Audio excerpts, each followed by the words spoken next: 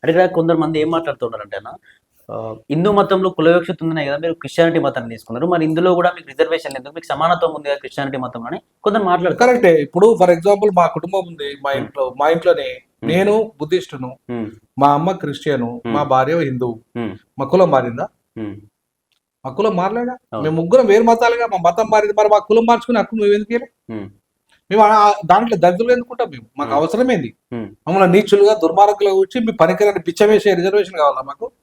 దమ్ముంటే కృష్ణమాదిగా అన్న, నేను అంతకంటే ముందే నేను చెప్పిన, దమ్ముంటే రామచంద్రరావు మీ మోడీకి చెప్పు, కులాన్ని రద్దు చేసి దమ్ము ఉందా మీకు? దమ్ము ఉందా అంటున్నా. ఇవాళ అడుగుతున్నా నేను, రామచంద్రరావు మీ మోడీకి చెప్పు, మీరు మీ హైందవ జాతి లేదా మీ హిందూ జాతి పేరు మీద గొప్పగా ప్రచారం చేసుకుంటారు కదా, మీకు సిగ్గు శరము గనుక ఉంటే, మీరు ఏమాత్రము భారత రాజ్యాంగానికి లోబడి పనిచేసే వాళ్ళు అయితే ఖచ్చితంగా ఇవాళ రిజర్వేషన్ ఒక ప్రాథమిక హక్కు మా మతము వ్యక్తిగతం నాకు ఉంటే ఇలా ఈ మతంలో ఉంటుంది, రేపు ఇంకో మతంలో ఉంటా. కానీ కులము పర్మనెంట్, కులము వివక్షత పర్మనెంట్. సో వివక్షతకు వ్యతిరేకంగా మాకు ఇచ్చారు తప్ప మా మతానికి సంబంధించి కాదు. మా మతాన్ని ఎందుకు జోడించారు? అలా ఎవరు జోడించమన్నాడు మిమ్మల్ని? మీకు దమ్ము ఉంటే అసలు కులాన్ని రద్దు చేయాలి. అప్పుడు మాకు రిజర్వేషన్లు మా కులపరంగా అవసరం లేదు. ఇక కుల వ్యవస్థ రద్దు అయినాక మేము ఆర్థిక పరంగా రిజర్వేషన్ అడుగుతాం.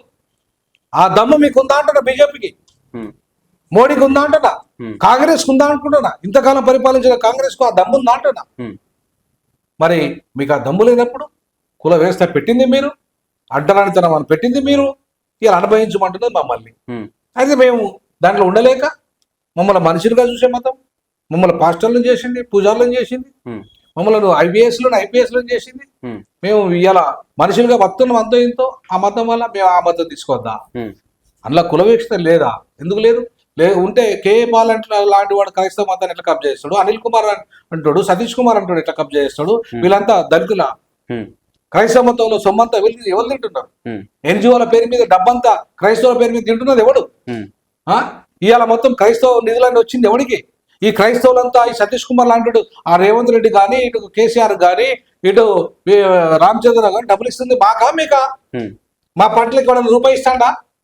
కానీ మా వాళ్ళే దళితులంతా కదా నీ చర్చలకు వచ్చేది, మా వాళ్ళే కదా పైసలు వేసేది. కానీ నువ్వు ఎవరికి సపోర్ట్ చేస్తావు? కాబట్టి నేనంటున్న ఈ సందర్భంగా ఈ అగ్రవర్ణ క్రైస్తవులు, ఈ దోపిడీ క్రైస్తవులు ఎవరుతున్నారో వాళ్ళందరినీ క్రైస్తవ మతాన్ని బహిష్కరించాలి. ఎందుకంటే మా మీద అన్యాయాలు జరుగుతున్నట్టు మాట్లాడతలేరు, మా మీద హత్యలు జరుగుతున్నట్టు మాట్లాడతలేరు, మాకు అండరానితనం ఉన్నప్పుడు మాట్లాడతలేరు. మా పైసలు మాత్రం వాళ్ళు కావాలి, మా ఓట్లు మాత్రం వాళ్ళు వేపిస్తారు. క్రైస్తవ కాంగ్రెస్ పార్టీ, సెక్యులర్ పార్టీ అని ఓట్లు వేయండి అని చెప్పేసి మీరే చెప్తారు కదా. మరి వాళ్ళ కాంగ్రెస్ పార్టీ కదా ఇవాళ తెచ్చింది, ఇది మాకు దుర్మార్గం తెచ్చింది ఎవరు? Congress party. Congress party 1950 order వచ్చింది కదా. మరి ఇంతవరకు 55 ఏళ్ళు పరిపాలించి దాన్ని ఎత్తలేకపోయింది కాంగ్రెస్ పార్టీ. దాన్ని ఎత్తేమని చెప్పలేదు రేవంత్ రెడ్డి. అసెంబ్లీ తీర్మానం ఎందుకు చేయలేదు? పక్కకున్న స్టాలిన్ అసెంబ్లీ తీర్మానం చేసిండు, షెడ్యూల్ కులాల క్రైస్తవులకు రిజర్వేషన్ ఇవ్వాలని. రేవంత్ రెడ్డి ఎందుకు చేయలేదు? ఎందుకు చేయమని చెప్పలేదు రాహుల్ గాంధీ? ఇక 42% బీసీలకు వాటా కావాలని చెప్పిందే.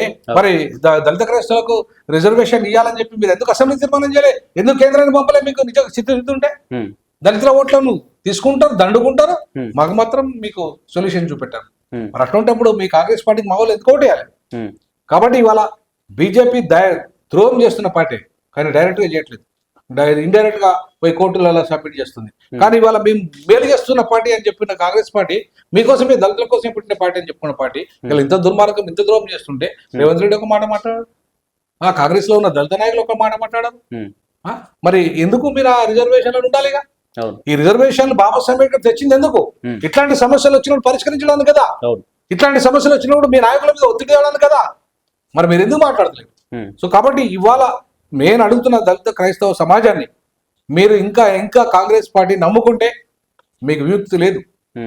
మేము చెప్తున్నాం, బాబాసాహెబ్ అంబేద్కర్ వారసులుగా చెప్తున్నాం, మీరు 30% ఉన్నారు, 30% మీకు అసెంబ్లీ నుండి, అంటే పంచాయతీ సెక్రటరీ, గ్రామ పంచాయతీ సర్పంచ్ నుండి పార్లమెంట్ దాకా మీ మాట మీకు రావాల్సిందే, 30% మాట రావాల్సిందే. అప్పుడే మీరు మాట్లాడతారు, అక్కడ పార్లమెంట్ లో మాట్లాడతారు, ఈ ఆర్డర్ అన్యాయమైందని మాట్లాడతారు, అసెంబ్లీలో మాట్లాడతారు, తీర్మానం చేయమంటారు, గ్రామ పంచాయతీలో తీర్మానం చేయమంటారు, జిల్లా పరిషత్ తీర్మానం చేయమంటారు, మున్సిపాలిటీలో తీర్మానం చేయమంటారు. మరి ఇవంతా కూడా తేవాలంటే వాళ్ళకి అవకాశాలు ఇవ్వాలి లేదా? ఇవాళ 119 ఎమ్మెల్యేలు ఒక దళిత క్రైస్తవులు లేడు, 17 మంది ఎంపీలలో ఒక దళిత క్రైస్తవులు లేడు, 12,000 సర్పంచులలో ఒక దళిత క్రైస్తవులు లేడు, మరి ఇంకా దళిత క్రైస్తవులకు వాళ్ళకి కనీసం వాళ్ళకి అది ఏది ఏదో మెంబర్ ఇస్తారు కదా దాంట్లో మున్సిపాలిటీలో కానీ జడ్పీలో కానీ ఏం మెంబర్ అది ఒక మెంబర్ ఇస్తారు నామినేట్ చేస్తారు ఓకే ఆ మెంబర్ ఒక్క మెంబర్ లేడు మరి ఇవన్నీ కూడా ఈ అధికారం అంతా మీరు అనుభవించుకుంటా ఇవాళ దళిత హిందువులే అనుభవించుకుంటా మరి దళితుల మీద దాడులు జరిగినప్పుడు మాట్లాడకుండా దళితులకు అన్యాయం జరిగినప్పుడు హత్యలు జరిగినప్పుడు మాట్లాడకుండా మా రిజర్వేషన్ పొందే హక్కు మీకెక్కడ కాబట్టి ఇవాళ నేనేమంటానంటే బాబాసాహెబ్ అంబేద్కర్ వారసత్వాన్ని మోయాలంటే ఆయన ఇచ్చిన రిజర్వేషన్లతోని అది పవర్లోకి వచ్చిన ఎవరైనా సరే ఆయన ఐఏఎస్ కావచ్చు ఐపీఎస్ కావచ్చు ఆయన మంత్రి కావచ్చు వాళ్ళ కోసం పనిచేసినప్పుడే నువ్వు అర్హుని లేకపోతే నువ్వు అర్హుని కాదు రిజర్వేషన్ పొందే హక్కు నీకు లేదు కాబట్టి అట్లాంటి దుర్మార్గులు కూడా మాకు ఇవాళ మా సమాజంలో ఉన్నారు సో నేనేమంటున్నానంటే నేను చెప్పేది ఒకటి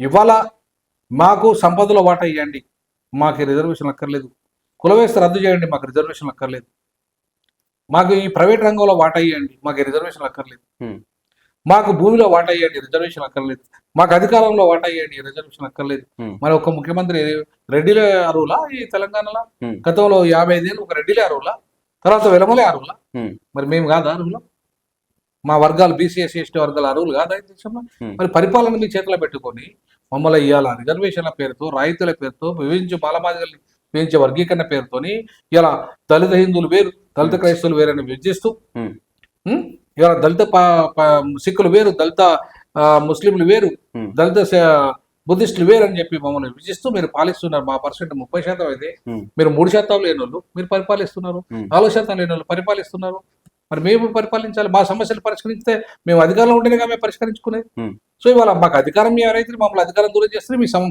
మా సమస్యలు మీరు పరిష్కరించారైతే మరి ఏంటి దీనికి పరిష్కారం అంటే ఒకటే బాబాసాహెబ్ అంబేద్కరే చెప్పాడు దానికి కూడా పరిష్కారం political power is the master key అన్నాడు సో ఈ మాస్టర్ కీని మా దళితులు అందరం అంటారని వాళ్ళుగా మేమంతా ఒక్కటే మాలో లేదు మాదిగా లేదు ఇంకే కులం లేదు అందరం ఒక్కటే మేమంతా ఒక్కటే రాజకీయ అధికారం పోయినప్పుడే మా సమస్యలకి మేము పరిష్కారం తెచ్చుకోగలుగుతాం మా బడ్జెట్ మేము తెచ్చుకోగలుగుతాం ఇవాళ ఏమైతుందండి ఇన్ని లక్షల కోట్ల బడ్జెట్లో మాకు ఎక్కడ వస్తుంది మాట ఇన్ని లక్షల కోట్ల బడ్జెట్ల పేరుకి మాత్రం కేటాయిస్తారేమన్నా సప్లా నిధులు డైవర్ట్ చేస్తారు ఆ కేటాయించిన నిధులు అమలు చేయరు ఈ రకంగా వాళ్ళ కారణం ఏంటంటే వర్గీకరణ పేరు మీద ఇలా 30 ఏళ్ళుగా మేము అనేక రకాల హక్కులను కోల్పోయాం అది బ్యాక్లాగ్ పోస్టులు అయితేనేమి సప్లా నిధులు అయితేనేమి ప్రైవేట్ రంగంలో వాటా అయితేనేమి అట ప్రభుత్వ రంగంలో వాటా అయితేనేమి అన్ని కోల్పోయినాం ఇప్పటికైనా మేము మళ్ళీ ఇదొక చిచ్చు మాకు తీసుకొచ్చి పెట్టి దళిత క్రైస్తవులు వేరు దళిత హిందువులు వేరు అని మళ్ళీ మేము కొట్టాడుకునే విధంగా చేసి ఈ సమస్యను పరిష్కరించుకోకుండా సుప్రీంకోర్టు